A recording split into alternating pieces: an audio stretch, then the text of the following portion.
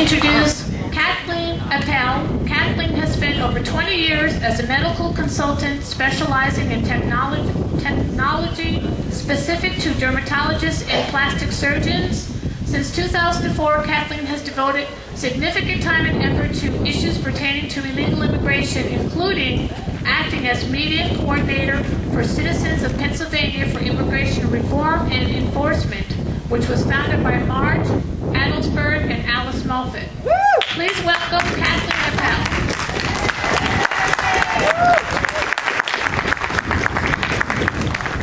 Okay, has everybody gotten the apparatus? No.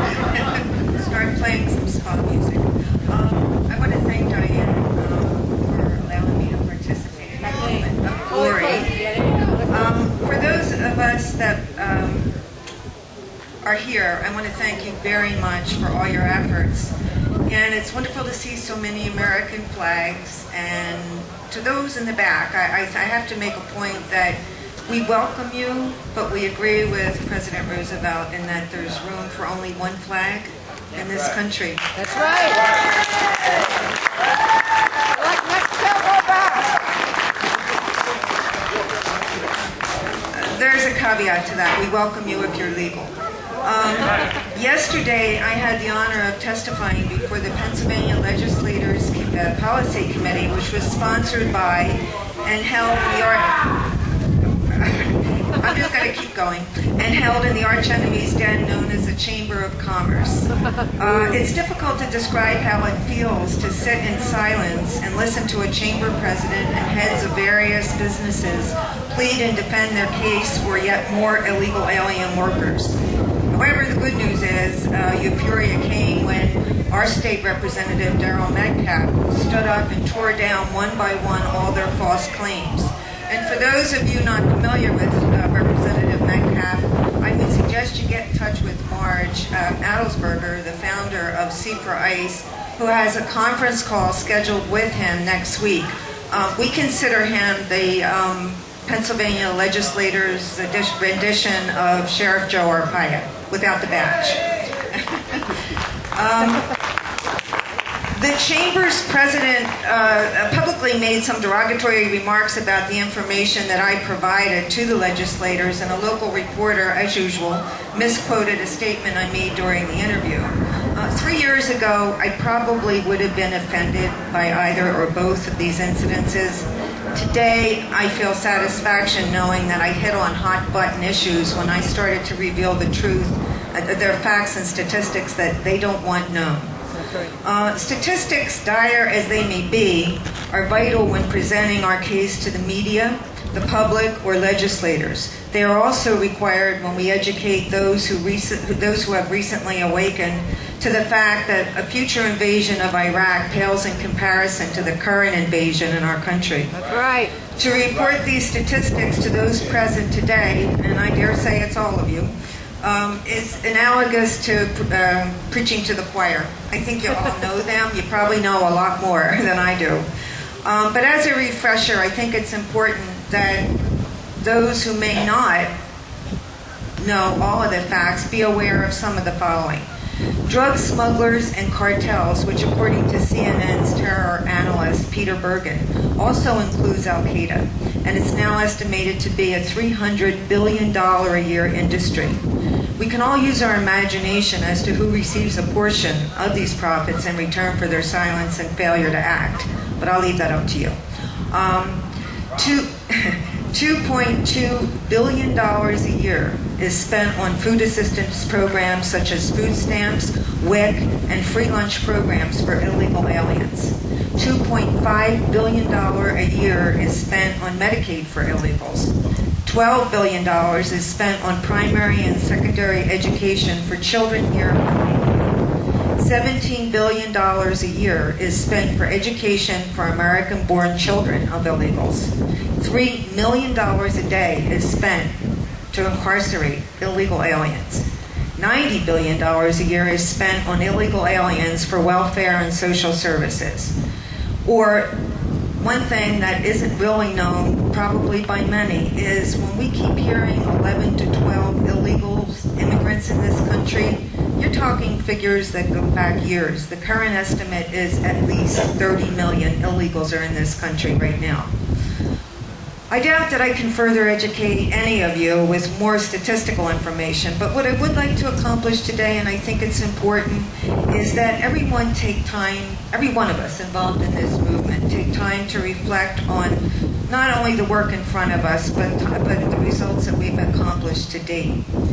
3 years ago, Dr. Kesselman was talking about her involvement, and I reflected that 3 years ago, I thought I was the only person in my area that was aware of the increasing numbers of obvious illegals walking around. As the numbers grew, so too did my frustration. In this long, dark path we are walking sometimes towards affecting immigration reform, my first ray of light came when I was informed that there was a group of immigration reform activists in Warminster headed by Marge and Alice. I felt like a prayer had been answered. My happiness quickly disappeared when I met the members of what is now C4 ICE, who, sharing their knowledge of the real illegal immigration crisis with me, forced me to accept the fact that the situation was far worse than the 20 illegals who were trimming the trees and grass in my complex. At that point, it was too late to walk away and return to what most people in America are experiencing, which is a blissful state of ignorance. When I wish, as we all do at times, that I had not been pulled into this movement, I realize had I not, I would never have met some of the finest, most honorable people I've ever known. Woo!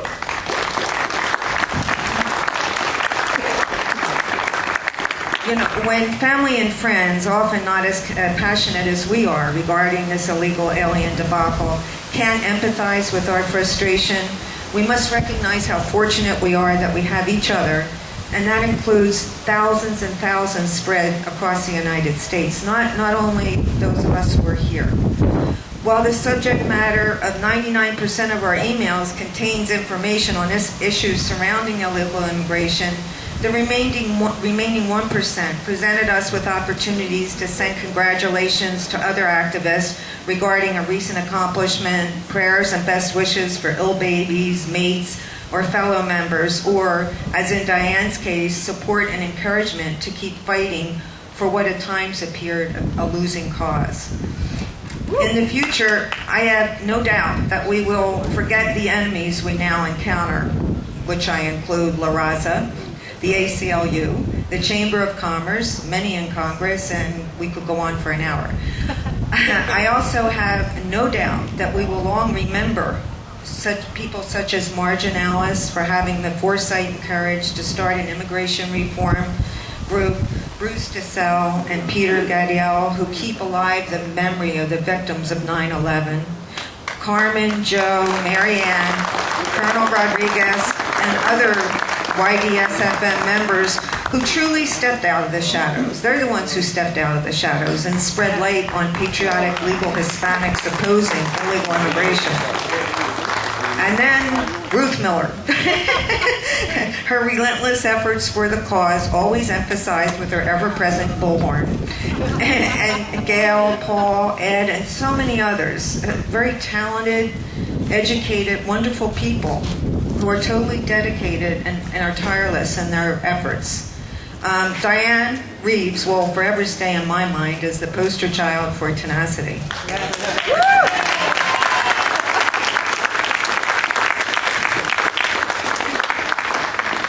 Among the friendships forged also count, and take time now, you know, let's make it a good one, on what we've accomplished and what we now witness. The defeat of an amnesty bill 2 times. The defeat of passage of the DREAM Act. Platforms of more and more candidates based on securing our borders and enhancing our immigration laws, a fact that was non-existent a few years ago. The establishment of a nationwide group founded by Representative Darryl Metcalf, can you tell I'm partial, known as State Legislators for Immigration Control. Marge Adelsberger can give you the information on the conference with him. But bear in mind that 3 years ago, the only legislator we knew who came forth for immigration reform was Tom Tancredo. Now, through Daryl's efforts, now we have hundreds who are signing on in individual states who are ready to carry the banner because of the failure of the federal government. Over 1,000 anti-illegal bills have been introduced by state legislators around the country. Many have been held in committee, it's true, and we must fight to get them out. But many have passed. And when you think of the failures of some of the thousands, think about Irving, Texas, Hurden, Virginia, Oklahoma, Georgia, and don't concentrate on the Philadelphia, Newark, Los Angeles, or certain other areas in New Jersey. President Bush and the RNC, this is a good one, this will make you happy. President Bush and the RNC's failed strategy confirmed this week by the resignation of Senator Mel Martinez, RNC chairman. See him gone. After only 10 months on the job. We can ignore police chiefs in Philadelphia and Newark and assist those police officers whose hands are tied by corrupt elected leaders and believe that with our support, among the thousands and thousands of dedicated policemen, there's going to emerge a lot of Joe Arpaio's. I have no doubt.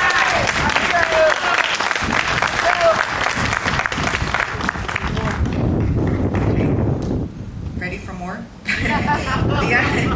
There's more accomplishments. We have to dwell on these because it's the fuel that keeps us going when we're weary from the fight. It really is. You have to write them down sometimes and reflect on what we have accomplished as a group.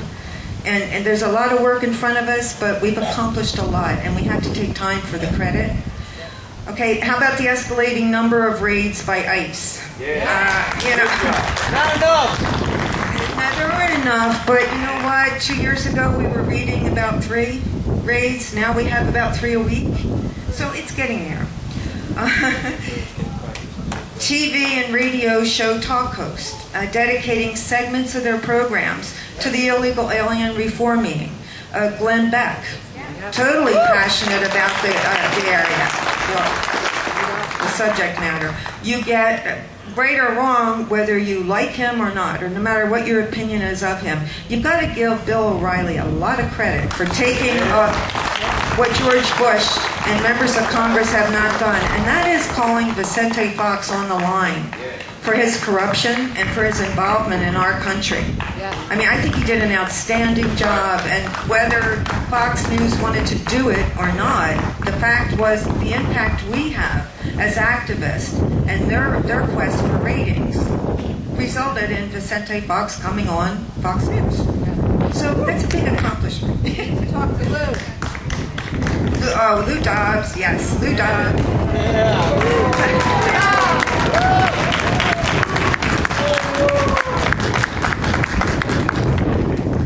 Yeah, well, Lou stands out. You know, he really has. If you look at his background and how he was sprung back and forth on business reporting and how he emerged, and again, not to take anything away from him, we'll all be eternally grateful to him, but realize that we gave him a platform where CNN doubled their ratings in 1 year for his show. And it wasn't because he was talking about the Dow Jones. It was because he was talking about the number of illegals. He's done an outstanding job, and I'll forever be grateful to him. But I also want to acknowledge others who have stepped forth that don't have the reputation or the following that he did. And I think that's important. And I'm sure there's many in our local area that I haven't named. How about this? How about the resignation of Attorney General Alberto Gonzales?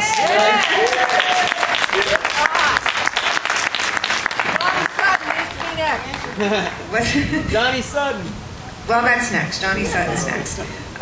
Johnny Sutton, I think there's going to be more than resignation. I think we're going to see 5 years in jail. We can only hope.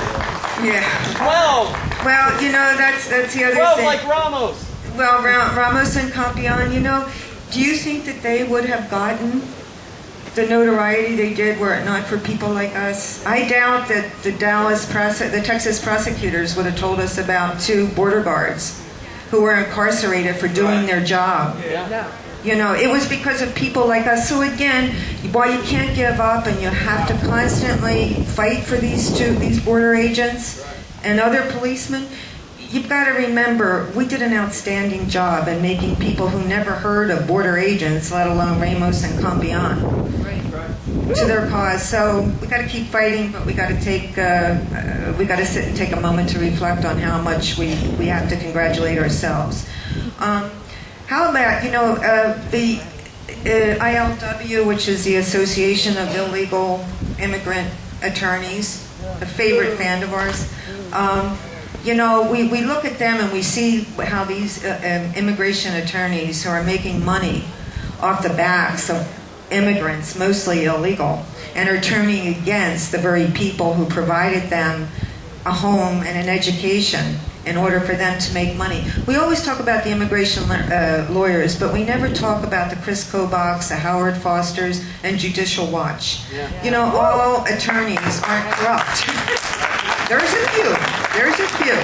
And when you get people like Chris Kobach, who probably could be making a couple $1 million a year, devoting the time and efforts he does for causes for which the return is nothing more than the satisfaction of knowing he's defending our country. We have some pretty outstanding people in law, both in enforcement and in legal practice. Anybody else want to add to the list? You gave me Ramos and Campion. You gave me Lou Dobbs. Yeah, Mayor Lou Barletta. Oh, well, maybe Mayor. You know, Mayor Lou Barletta.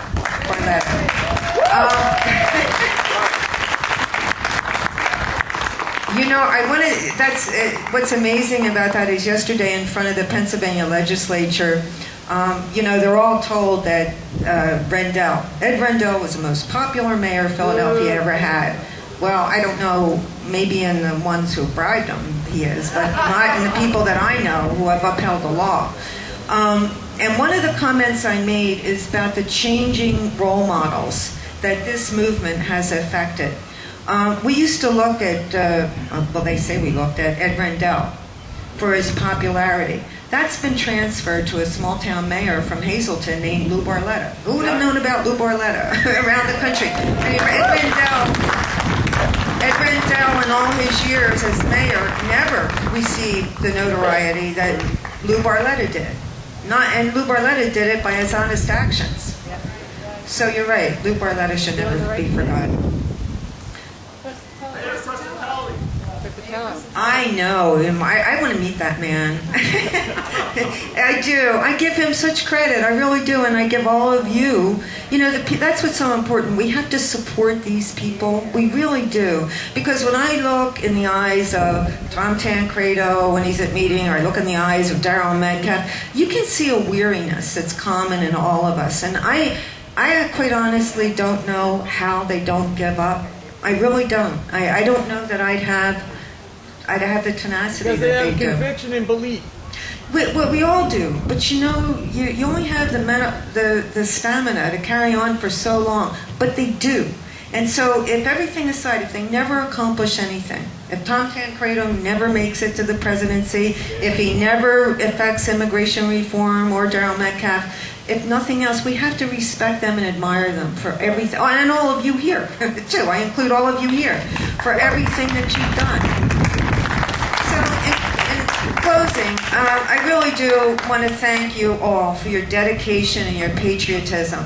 My father was a naval career officer, and my uncle was killed in one of the wars, and two of my uncles were prisoners of war. So defending this country and our flag means very much to me. It really does. And to know that so many of you are also defending the country. I mean, my father used to cry. It used to embarrass me, but every time they raised the American flag, a tear would come down my father's eye. And now I understand why it did, and that's why there is room for only one flag. There is only room for one flag that'll affect tears. You know, the one flag affects tears, the other flag reflects anger and resentment. And you'd be far better served raising a flag that brings a tear than anger. Right. In closing, I thank all of you for your dedication and patriotism. As I said, it's an honor, it really is, to work with all of you, and it's a joy to celebrate in the accumulated victories that we've had that I've listed, which are few in comparison to what really exists. So thank you, and keep up the fight.